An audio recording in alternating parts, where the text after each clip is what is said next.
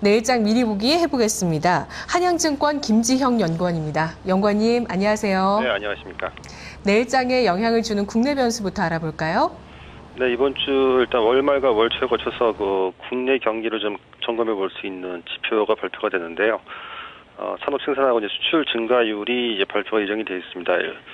30일 날 이제 10월 산업 생산이 발표가 되는데 전년 동월 대비 플러스 1.0% 증가가 예상되고 있고요. 11월 수출 증가율은 10일 1일 날 발표가 되는데 전년 동월 대비 1.1% 증가가 예상이 됩니다.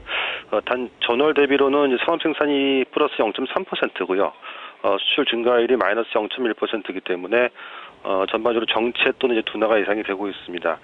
전반적으로 국내 경기에 대해서 저점 통과 인식은 아직 강하지 않다고 보고 있고요. 이러한 부분들은 4분기 실적에 대한 기대치를 낮추게 함으로써 시장 전반적으로는 주도주보다는 좀 개별 종목에 대한 관심도를 높게 할 것으로 그렇게 판단하고 있습니다. 예, 경제 지표가 모처럼 만에 또 국내 변수가 됩니다. 확인을 좀 해봐야 되겠네요. 해외 변수, 그리스에 대한 얘기 조금씩 나오고 있습니다. 자, 내일 우리 증시에 영향을 주게 될까요? 네, 먼저 미국 블랙 프라이데이 소비 지출은 좀 온라인 매출 호조로 전년 대비 한 10% 이상 증가가 예상되고 있기 때문에 좀 긍정적인 영향력을 기대할 수 있긴 한데, 말씀하신 것처럼 오늘 현재 시각 오늘이죠. 이제 유로존 재무장관들이 지난주에 결론을 내리지 못한 그리스 문제를 이제 또다시 논의하게 됩니다. 현재 그리스 지원 논의 가운데 핵심은 긴축 시한 연장을 둘러싸고 이제 EU 측하고 이제 IMF 간 의견 차이를 보이고 있다는 점인데요.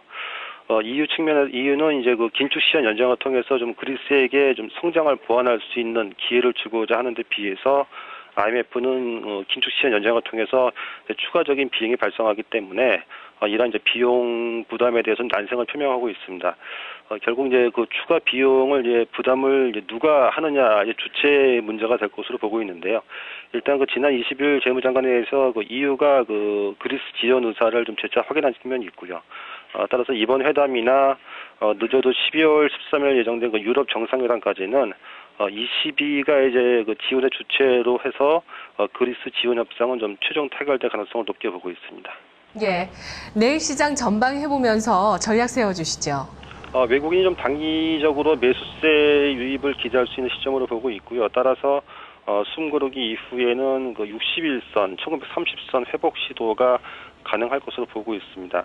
외국인의 경우 아직까지 재정절벽이라든가 스페인 구조금융 신청이 마무리되지 않았기 때문에 본격적인 매수세가 재개되기는 힘들다고 보고 있지만은 일단 미국 쇼핑 시즌 기대하고 그리스발 소버린 리스크의 완화 기대감이 있기 때문에 단기적인 매수세 유입이 가능하다고 보고 있고요. 여기에 편승한다면은 IT 자동차와 같은 소비자하고 산업재에 대해서 트레이딩 관점에서 대응이 유효하다고 보고 있습니다. 네, 연구원님 고맙습니다. 네, 감사합니다. 내일장 미리 보기였습니다. 여러 가지 변수는 변화하지만 내일장에 미치는 영향력이 있는 변수들은 변화하지만 결국에는 좀 같은 얘기가 계속 반복되고 있는 것 같죠. 지수 자체는 좀 60일선에 다시 도전할 만한 여력은 생겼다고 합니다. 종목별로 대응이 좀 더 중요할 것 같아요. IT 자동차 또 산업재 쪽의 트레이딩 권했습니다. 저는 동시호가 중계석에서 다시 돌아오겠습니다.